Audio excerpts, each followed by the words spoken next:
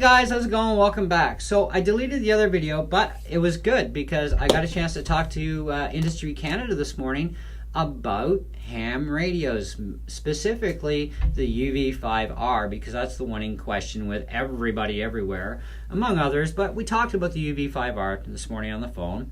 Very nice lady, very knowledgeable too. So here's how it goes, so we can set the record straight, and a lot of these other ham guys can back the hell off. Okay, so here's how it goes. The Boafeng UV5R, you can purchase it like any other ham gear. You don't have to have a license. You just buy the stuff and, you know, set it up, do whatever, right?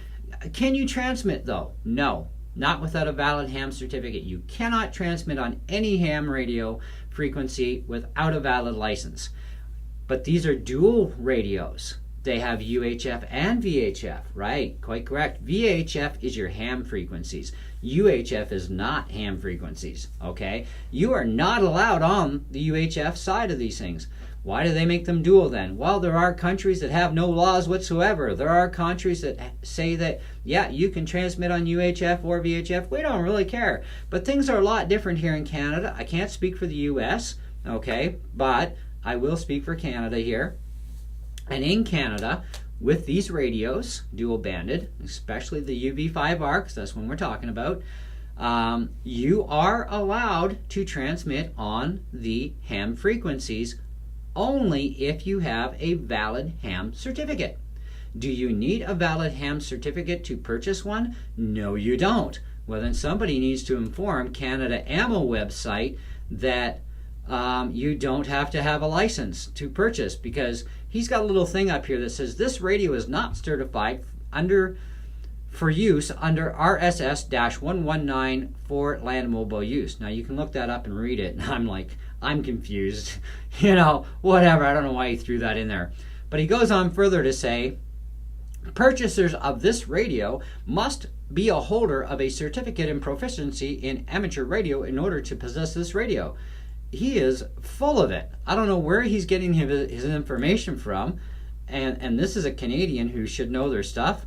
I'm thinking, no, okay. Sorry, don't mean to insult you, Canada Ammo, if you come across this video, but you really need to change your stuff because you're wrong, okay? You don't have to have a friggin' license to buy and possess this radio. You only have to have a license to transmit.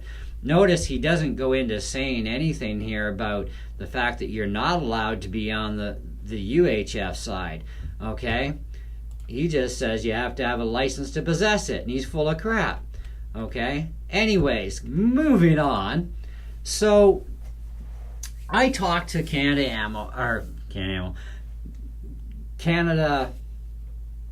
whatchamajiggers, Industry Canada, sorry. Look, it's been about 57 tries to do this video. I'm trying to get it out there right in as little amount of time as possible too, with all the information. So I'm sorry if I have a little screw up there. Anyway, so I talked to Industry Canada. They informed me of this, okay? Because this is the most popular radio they also get called about all the time. You can buy the radio, you can own it, that's fine, okay? You're not allowed to transmit on any ham frequencies without an amateur radio license. Duh, obviously, right? So, UHF, I asked about that. I says, GMRS and FRS radios are on UHF, are they not? Yes. So why can't I reprogram this thing for GMRS and FRS? It would save me some money buying other radios. Because the wattage is too high.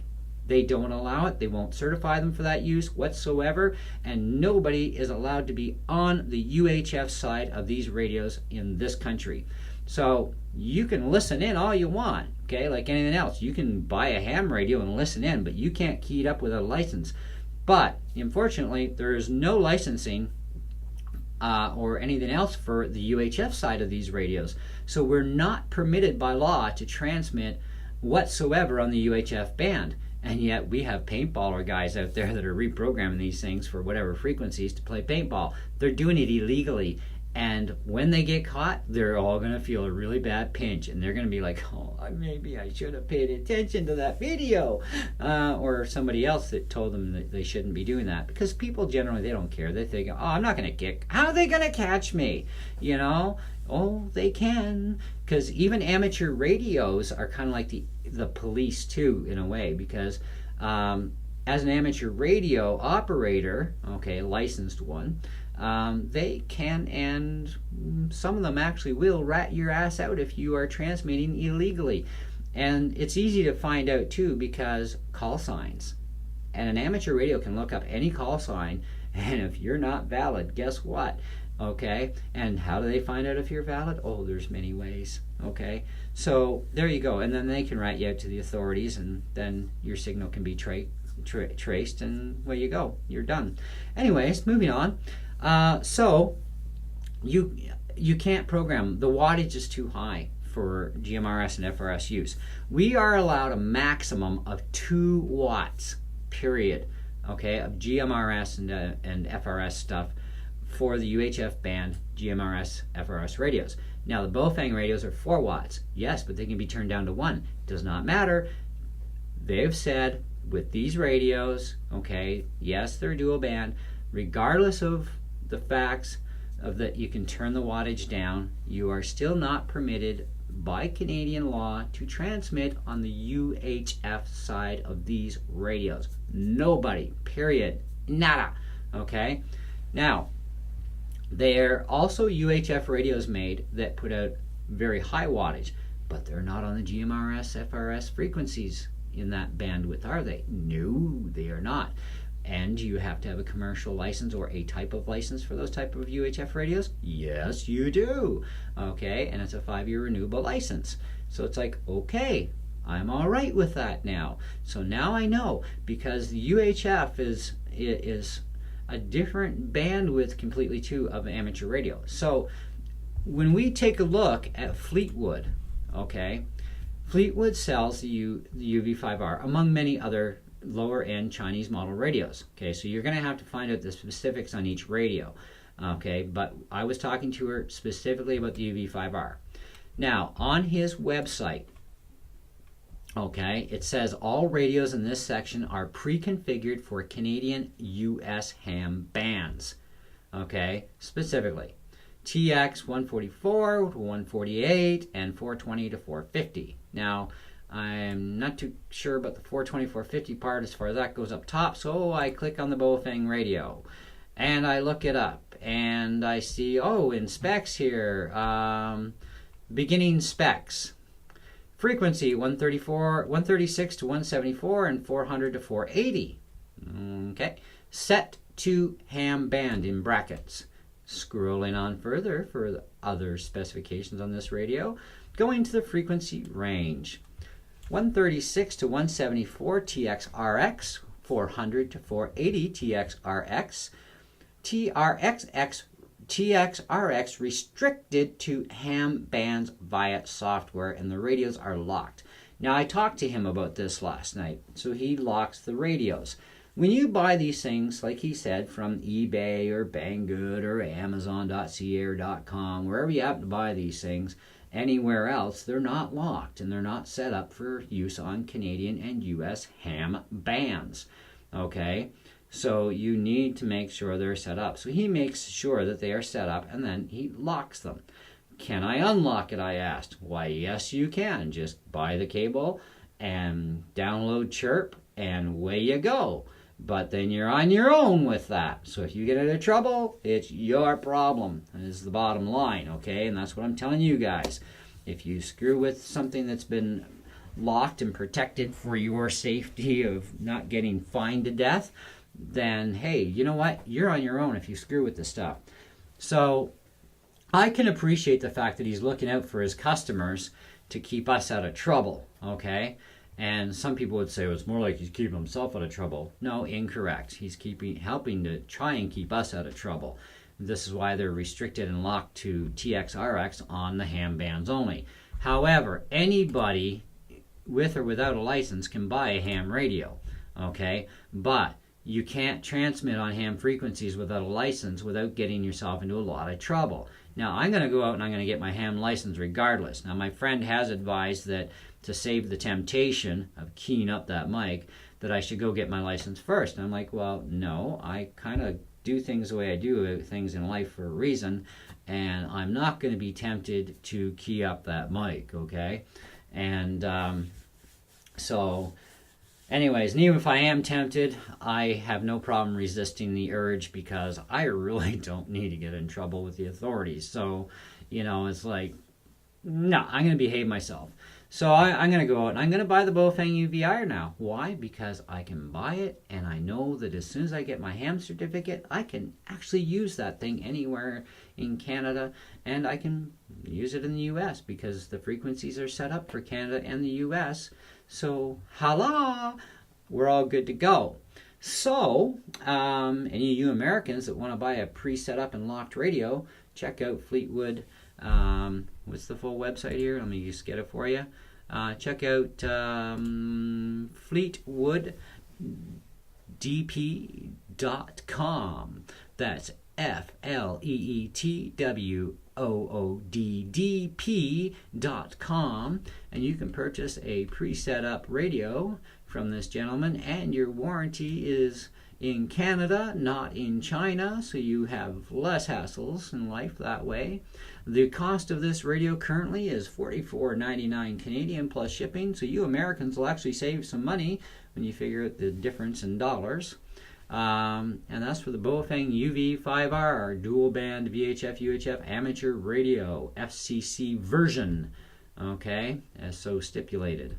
So that hopefully solves all the problems with you guys. It certainly solved a rakeload of problems with me, because I've been going nuts between my buddy telling me, oh no, they're illegal, and some ham guy got onto my video that I deleted this morning and starts raking me on the coals. I'm like, what, are you butthurt over something or what? Like, come on. There's nothing wrong with these radios. They're perfectly legit, right? But at least now I know, too, for a fact that with the UHF bands, I can't transmit on UHF on these radios, okay? We all learn things as we go, which is why I make corrections and updates if I've made boo-boos somewhere, because I was under the assumption that we could do what we wanted on the UHF because of what I read on a government website. And it turns out, well, even the government needs to be a little bit more specific too. So making a phone call actually gets you everything you need to know, because not everything is in print for some reason. I don't know why. But certainly making that phone call this morning to Industry Canada was definitely worth it. It gave me every bit of information I needed to know. And I'm quite happy for the help that she gave me. And, but I asked her about the Wooson radio, or Wooxon, whatever you want to call the damn thing, because Fleetwood has a really nice Wooxon radio. Now it is more money, which I don't have right now. So I'm thinking I might even hold off and instead of getting the Boafeng, get the Wooxon, but I got to investigate the Wooxon now to see what the thing is on there. But I really don't think I have to worry, just because it is already set up for the ham bands and it's locked for the UHF, so we should be okay there. But they have a nice one called the UV8D, KG-UV8D, and it seems to be a really kick-ass radio. It's $160 Canadian. I'm sure I can get it elsewhere far cheaper, but you know what? I'm going to be getting it already pre-set up for the ham stuff, for Canada and US frequencies. And I'm not worried about the UHF thing, that's the thing. And like I said, it's already pre-set up and everything, and it seems to be a great radio too. I've done a little bit of research on it, and I'm thinking, well, instead of maybe getting the Boafeng, maybe I'll get this. Or you know what, maybe I'll get both. Because I'm also being tempted right now with a set of GMRS radios, because he sells some refurbished stuff too, eh? And so he's actually got a set, well, two. He's got the Uniden GMR 3740 -3CK. It's a 3-set, and they're good for 37 miles, refurbished, 3-pack for $44.99. And he's got a set of Uniden GMR 4040s. Now, I want to check these out on YouTube. 40-mile range. Refurbished, and $44.99. It's like, oh man, so tempting. Because you guys, I love radios and stuff. I love technology. You gotta know that by now. Anything tech, I'm in. And you know, these 40-mile ones, I'm thinking, wow, you know, and I mean, that's it. That's under ideal conditions, you know, and there's a little chart he has on here too. Range in relationship to elevation, okay? So height above your surrounding area. So if you are 2,000 feet above your surrounding area, okay, your radio range,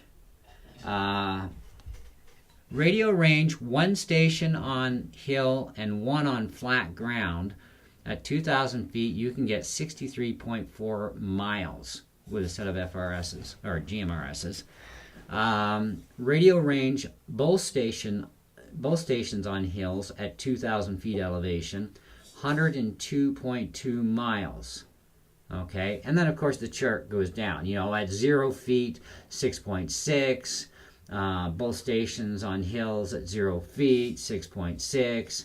Okay, and then the numbers go categorically up from there and everything else. Okay, because we know that there's a horizon thing that goes on. We know about hills interfering because you can't transmit through the bloody planet.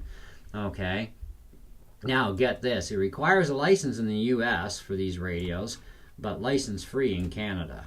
Okay, so, and these are FRS, GMRSs, and if you look at FRS frequency band is near 462 and 467, unlike an FRS radio that has a maximum RF power output of 0.5 watts, GRMS radios are 2 watts. The higher output offers better range in advertised conditions. GMRS radios offer more channels, up to 22 in total. Motorola just came out with a, I think it was Motorola, with a 50 channel radio. And I'm like, that's sick. You know, it's like, where do I get these? You know, so I'm going to research those a little bit. However, that tells you right there too. On GMRS, we are allowed 2 watts max. And if you look at the frequency spectrum split, okay, 462 to 467, okay, let's take a quick, fast look at these ham radios, okay. 462 to 467 for GMRS and FRS, right? So on these UHF ones, we have 400 to 480. Okay, so this is why, you know, you can program GMRS frequencies into these dual band ham radio, ham UHF, but you're not allowed to transmit on UHF, period, in Canada. We're restricted to a maximum of 2 watts. So even the paintballers reprogramming these things are illegally transmitting with too much power. Okay, so we're just plain out forbidden, period, to use the UHF side on these radios in Canada. So if you want power, you get to have GMRS at a maximum of 2 watts. And as stated in here, under the right conditions, you're talking 102 miles. Does anybody here know of a paintball, by the way, that can travel a distance of 102 friggin' miles? Let alone 6.6 miles? No. Stick with your GMRS guys with your paintball stuff. Okay, it's less expensive, it's less hassle overall. Okay, and there you go. But also regular people too, like I said. Ham radios, the Boafengs, these other ones that are pre-set up from this guy, they're totally legit radios. They're set on the legitimate frequencies for the ham radio. You do have to have a ham radio operator certificate in order to transmit on any of the ham frequencies. You are not permitted on the UHF frequencies, even with a valid ham operator certificate. Anyways, that's everything I got for you guys. Sorry for such a long video, but I wanted to make sure that this information is brought forth 100%, so there's no other people that are going to be little busybodies and say, oh no, you're wrong, you're wrong. Oh, I'm sorry, if it comes from Industry Canada, it's right. Okay, and that solves everything. So best place in Canada to buy your ham gear from, and hey, even some kick butt GMRSs among other radio gear, go to fleetwooddp.com, because that's where I'm going to deal. Okay, I was gonna buy one from Banggood, and save a few bucks, and maybe try and reiterate that faith in their company. But you know what? After finding out all this stuff and the fact that this is a great company too, so what if I pay 10 bucks more than China and I got to pay for shipping? I also got a warranty with these guys locally in my own country, which is great. And they have awesome deals, and they do sales. I mean, the Boafeng, they just had the thing on for like 30 some dollars. It's like, oh wow, so I got to pay 7 bucks more. Who cares? If I want the UV5R. But now I got so many much more options and the GMRS stuff because I want another set of GMRS machines. I think they're really cool. And something with 40 mile range is very tempting, even the 37s. But my wife's like, what do you need 3 radios for? There's only 2 of us. Well, yeah, so, it's the fact of it's 3. Right? And who cares about 3 miles difference? Because on the right terrain, I can still get 120 miles out of these suckers, at 2,000 feet elevation, right? But even for what we're going to use them for, we can still get some pretty good clipping range. So I'm honestly, guys, I'm thinking I might just get these GMRSs this week, and the next month I'm going to see if I have enough. Maybe I can get that Woosan. Either way you look at it, I'm still getting a ham radio. I might even get it this week. I don't know. I got to make up my mind. But at least now, even I feel so much better that I have all the right and correct information, and I've been able to share that with you guys. Now you guys have all the right and correct information about the fact that the Boafeng units, and of course there will be many others as well, that are totally fine for Canada. So everybody can stop knocking their head against a wall, getting confused. This is the straight goods, and this is, like I said, I'm talking for us Canadians right now. U.S. people, go look up your own stuff. But for Canada, for sure, that's where we're at. Thank you for watching and staying tuned and being patient with me on this. If you're not subscribed, please subscribe. Hey, we'll catch you on the next video. Bye-bye.